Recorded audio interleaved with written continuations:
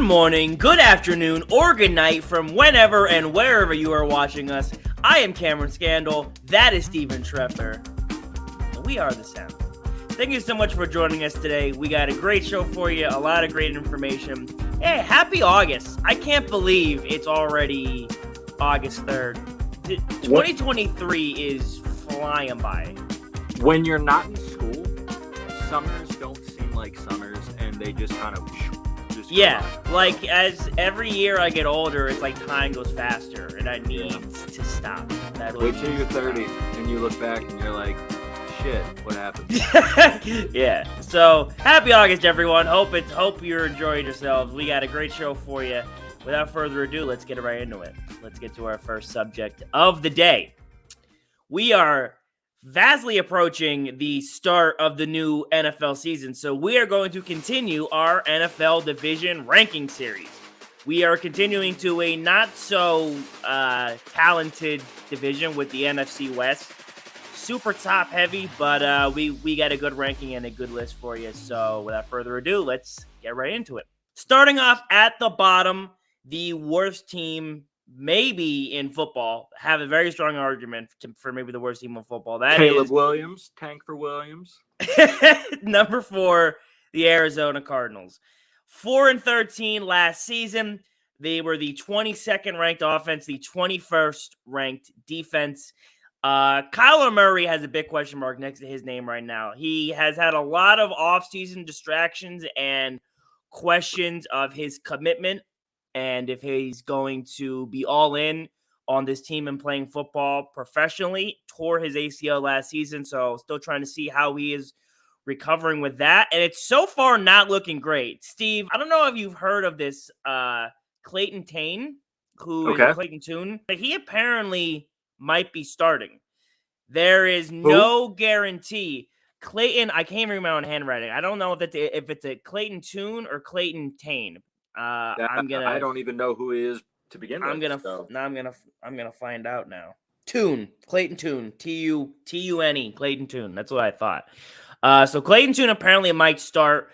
There is, apparently. I didn't know this. I had never heard his name either, but I was doing some research on to see what's going on with Kyler Murray and what people are thinking.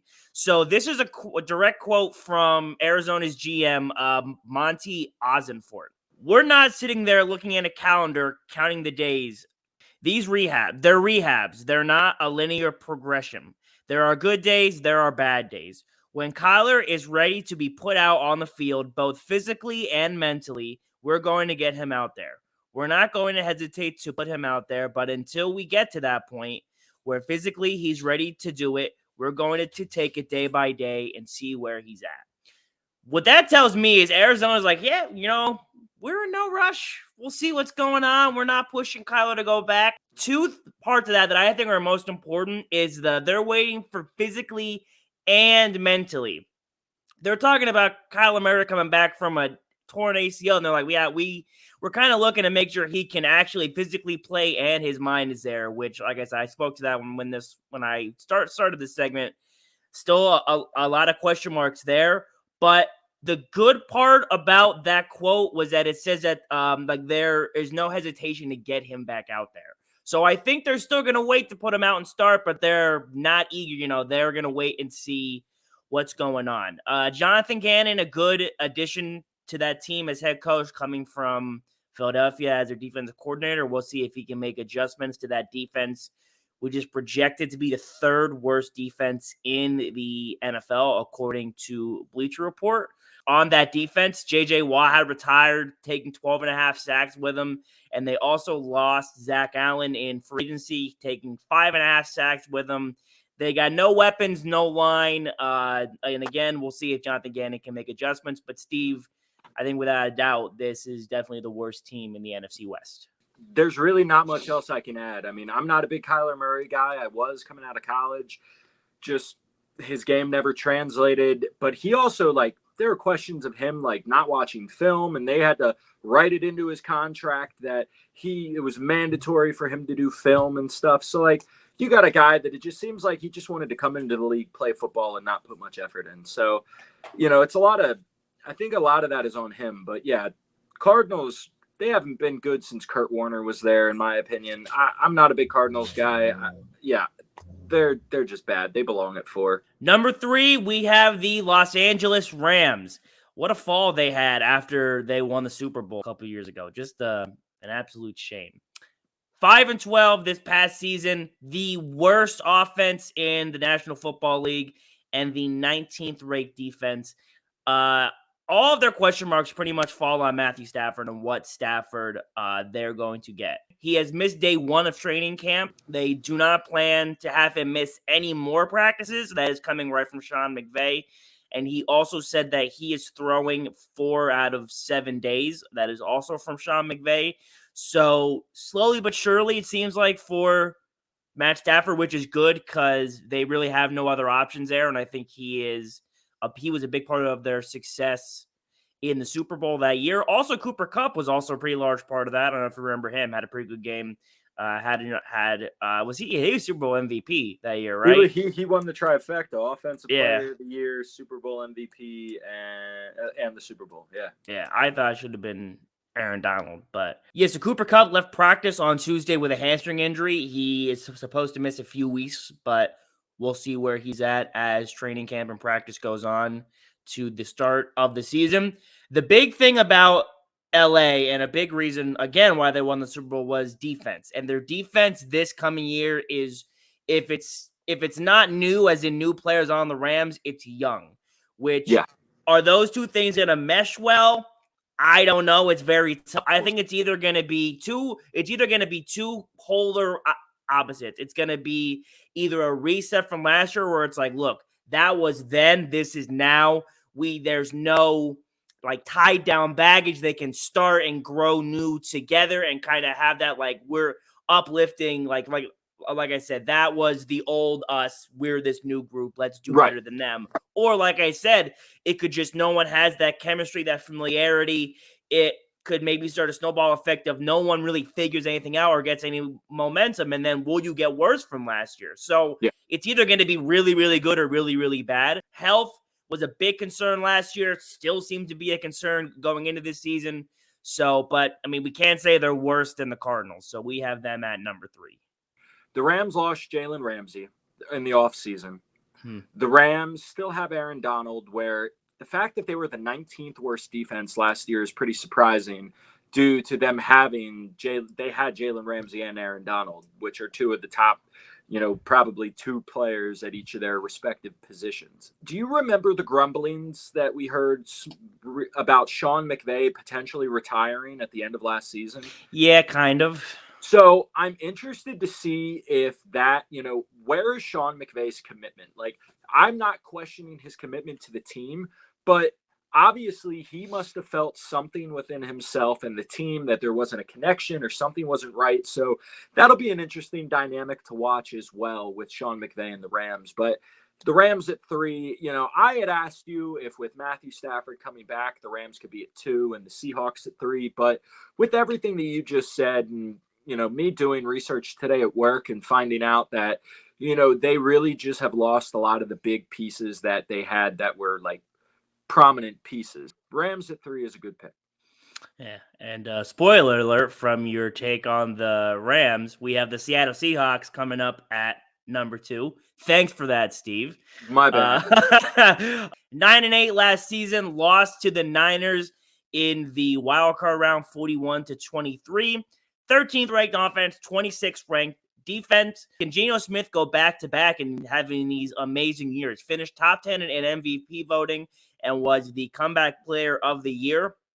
Geno Smith was also top 10 in passing touchdowns, passer rating, passing attempts, passing yards, and completion. What's the stat? The longest completion in yards per pass, he was top 10 in that. Okay. So can he do that again and pretty much be the driving force behind Seattle? We'll see.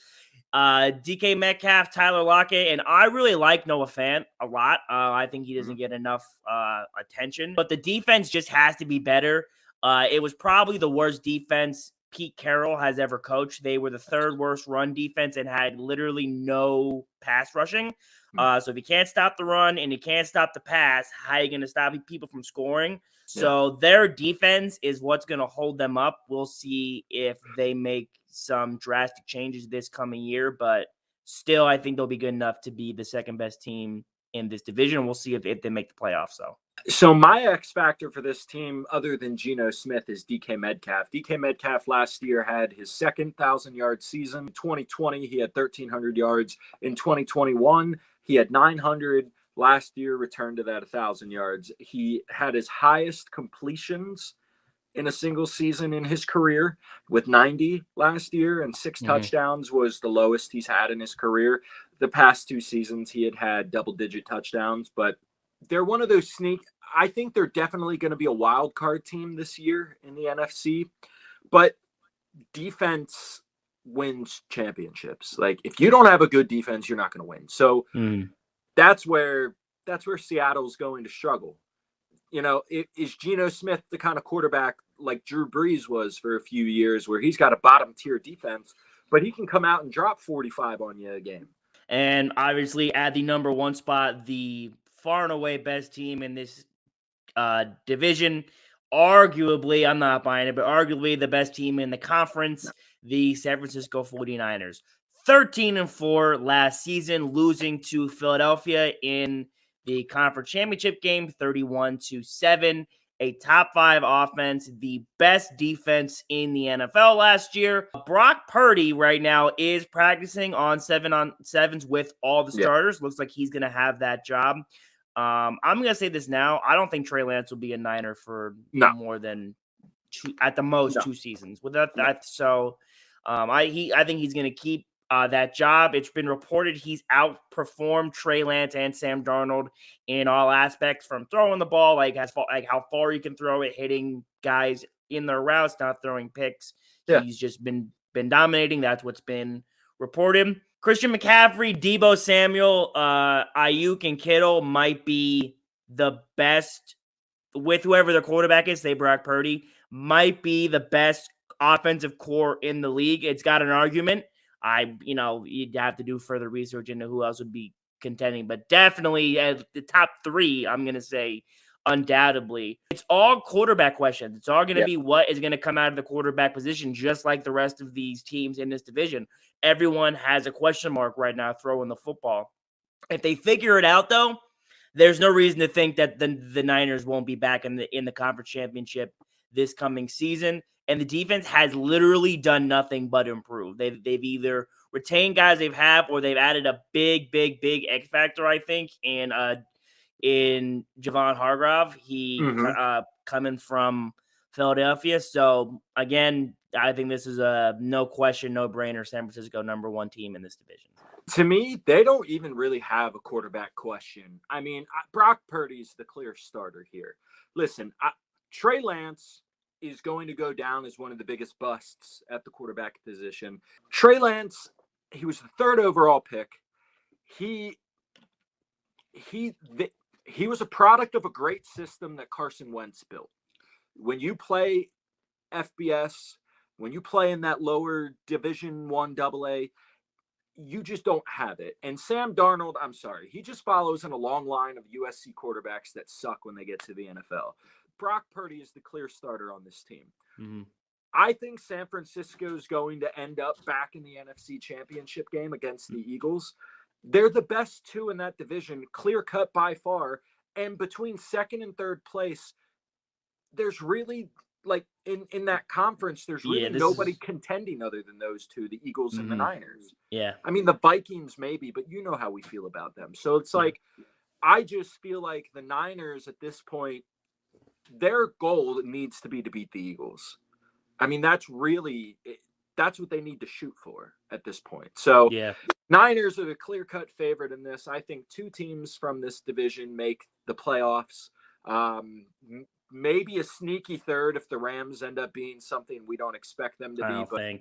I think that definitely the Niners and the Seahawks make the playoffs out of this division. Yeah, I think the Seahawks will have a tough time. I'm not going to say they will or won't. I think they're, like you said, they're going to be fighting for a wild card spot, if anything. But the NFC is just so much weaker than the AFC. Like, the Niners and the Eagles are just so far and away better than any other team. Like, you made a good point. The gap between 2 and 3 is enormous. Yeah. Like, it's just crazy. So, to run back down the NFC West and how we have them, we got number 1, the San Francisco 49ers. Number 2, the Seattle Seahawks. Number 3, the LA Rams. And number 4, the Arizona Cardinals. That is your NFC West. Killing this segment series. We will find out what division we're going to do next time. Definitely going to do whichever one is the next worst. But yeah, that's what we got. NFC West. Hope you enjoyed. It is now time for our next segment, everyone's new favorite game show, Who Is That?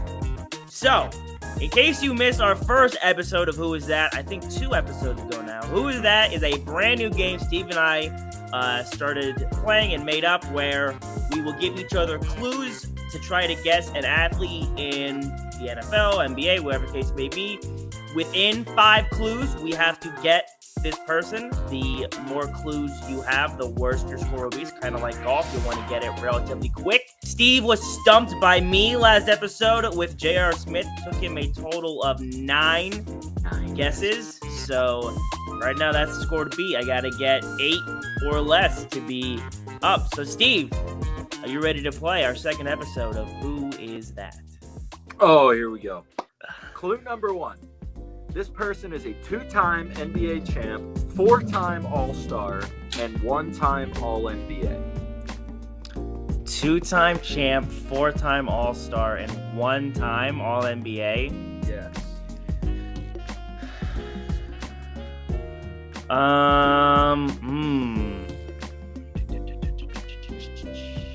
2-time champion, 4-time All-Star, 1-time All-NBA. 2-time champion, 4-time All-Star.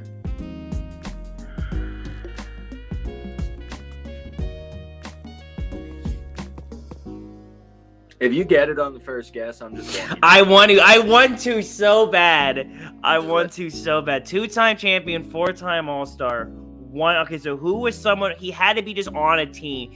There's no way he was. Well, I guess he could be. Well, there's no way he was like one of the better players for both championships. If he only has one, I'm assuming his All-NBA is a 3rd team or a 2nd team, and a 4-time All-Star. So his time as a good player was relatively short-lived, unless he had injuries of some kind. Rajon Rondo.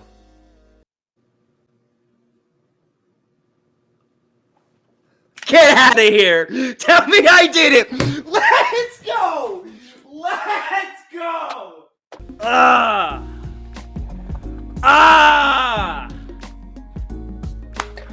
I did not tell him who this was prior, by the way. I did not. That got me so hyped. Oh my gosh. Just for shits and giggles, I'm going to tell you what my next clue is. Yeah, go ahead.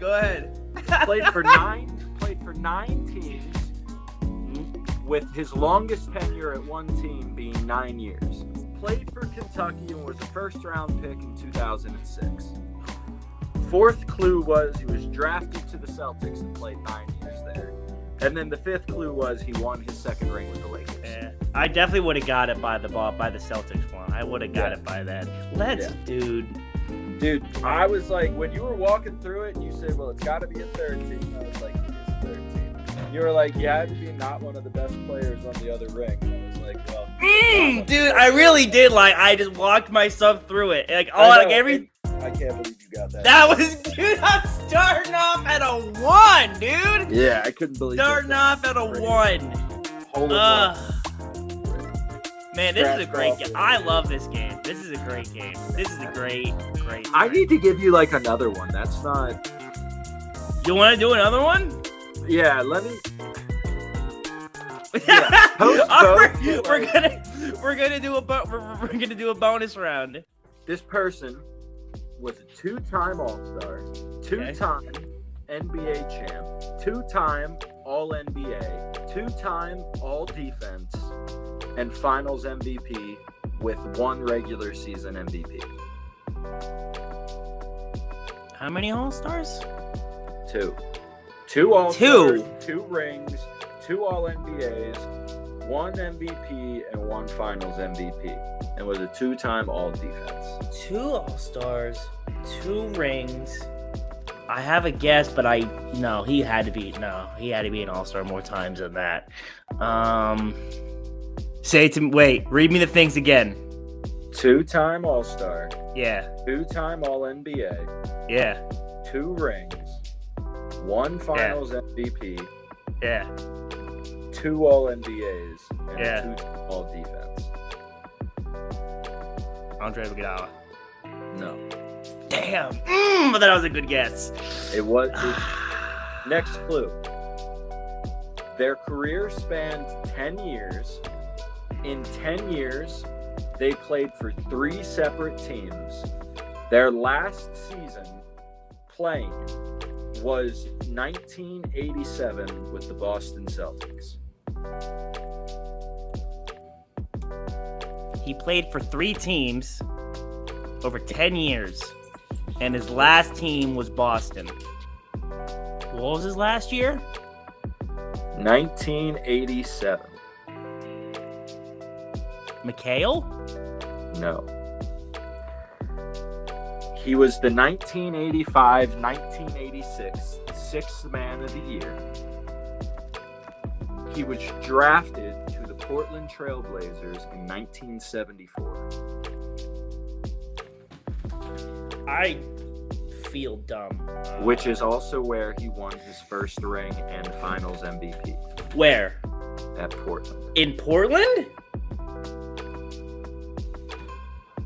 In Portland?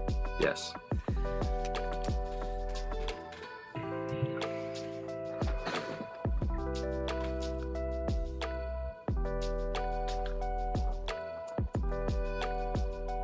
Come on.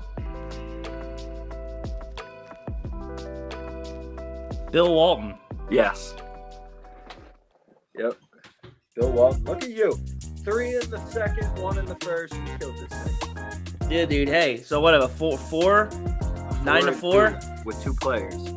And I have Wait, how many guesses? How many guesses did I take? This I said Iguodala and I said McHale, and then I said Walt. So it took me 3. Yep. So you have 1. So I got 4. I got 4 total. You got some catching up to do. You're gonna have to stump me one of these days. But hey, this has been a great game. I had a lot of fun. I hope you all had a lot of fun. Steve, did you have fun? Oh, I had fun. I didn't think you would get Rondo as fast as you did. So. Dude, who did? But hey, hope you all enjoyed this second episode of Who Is That? Moving on to our third and final subject of the day. My sports media icon, idol. This is like in my life. If I'm like, who do you look up to? Like, who do you idolize? It is this person, Nick Wright. First things first, released a quarterback tier segment, and it is questionable to say the least. Steve and I found a lot of things wrong with it. We called first things first to do like a welfare check on Nick to make sure he was feeling and doing okay, because like there's one thing on this list that is just abhorrent. And if you haven't seen the list, or if you have seen it, you're gonna know what that one thing is immediately. So we are going to take a look at this list and give our thoughts and some rearranging. Now, I will say this before we go into it: it is not the full graphic. It is only the most important part, which is the top upper tiers. So let's take a look at Nick Wright's quarterback tier graphic. Here is Nick's, I was saying tiers, quarterback pyramid, because it is different. Quarterback pyramid, my apologies. So these are the top 21 quarterbacks according to Nick. There's a lot of things wrong with it. Steve, I think we should just go through and kind of pick out some things and have an open discussion. First things first, which always jumps out to me immediately, I think Jared Goff and Justin Fields should be switched. Jared Goff was criminally underrated this last season to begin with. I think Jared Goff has a top 10 quarterback argument, whether being at 9 or 10, no higher than that.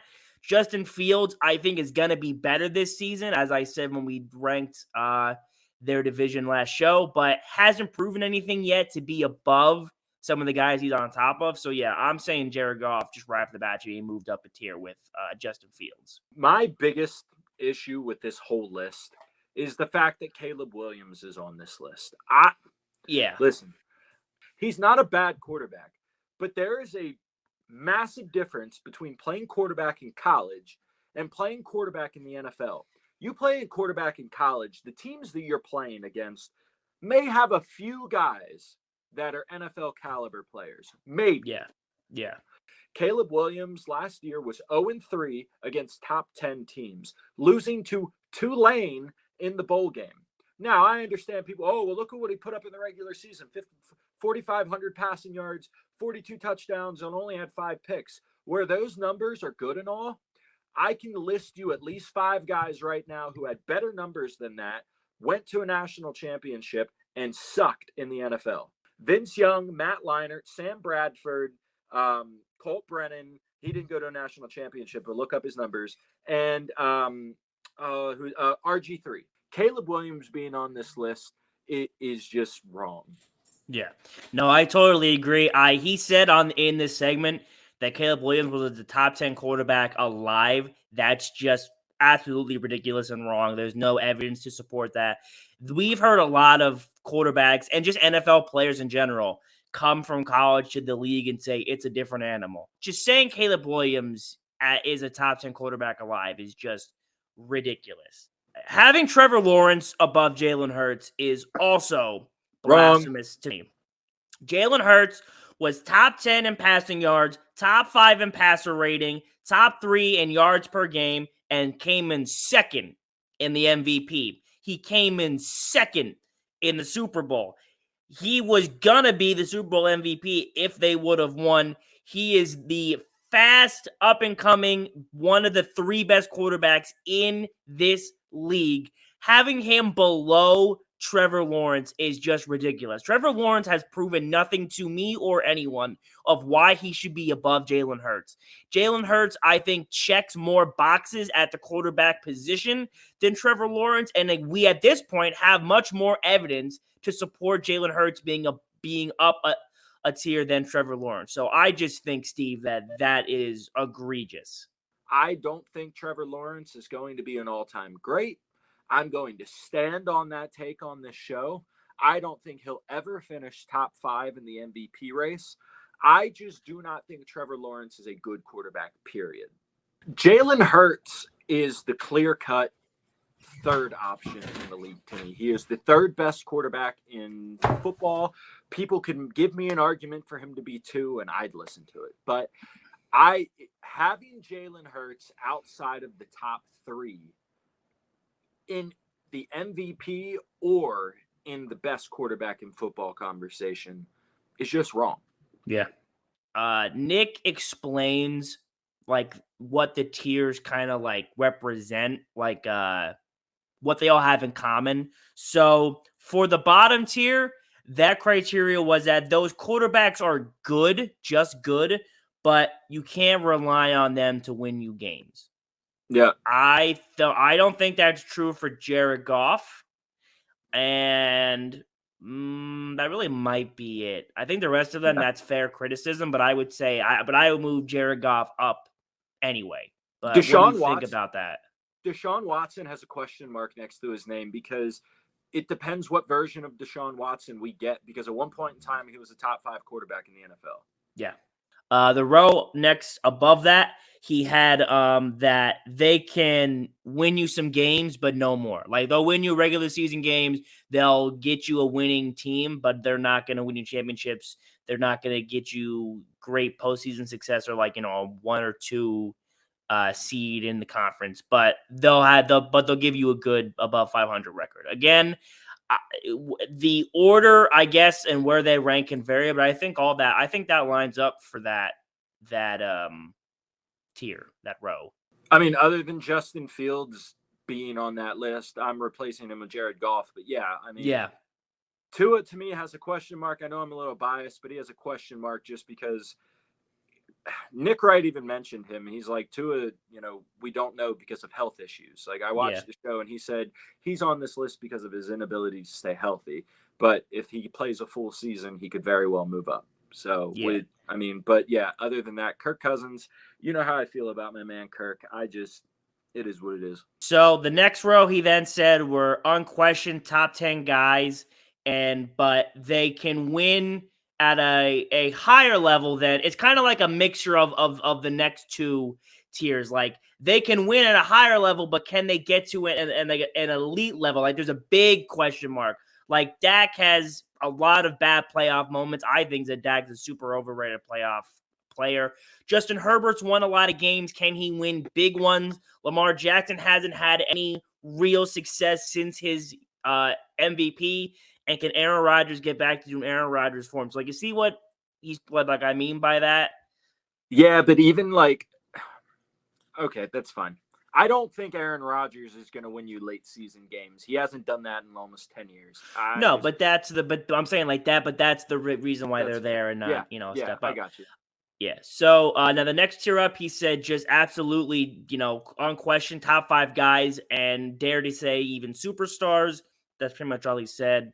I mean, Caleb Williams should be there. Yeah. And the top 2 tiers, I mean, Mahomes is Mahomes, but he said for that second tier, again, unquestioned top 3 guys, bona fide winners, superstars, going to win you games, all that good stuff. And then Mahomes just being Mahomes. So there's a lot of things wrong with this list. I think Nick does a really good job at ranking things. Usually he's done NBA player pyramids. He does tier rankings for NFL teams and NBA teams. And he usually does a good job, but this is just egregious. And again, I think we need to make more phone calls to Fox to make sure he's really doing okay mentally. Having Trevor Lawrence as a top 3 quarterback in the NFL is laughable, and you're a better person than that. So this pyramid is just bad. But we did our best to correct it and make it right for the sports world. We can't let things like this go unchecked, because then if we're not here to do it, then Steve, who will? Listen, who are we, Cam? The Sound. Yeah, all there is. All right. Next quarterback pyramid. And that's going to do it for us today. Another great show, some great content. Hope you guys enjoyed it. Hope you come back for more. By the time you're watching this, it should be it'll be either Thursday, August 3rd, late at night, or possibly Saturday. We'll see. It really depends on how much we all get done. We will return in the future. You want to see more content like this? Like and subscribe. Follow us for more on Instagram. That is @thesound_YT. And always remember, if you are ever in need of intelligent and cogent sports analysis,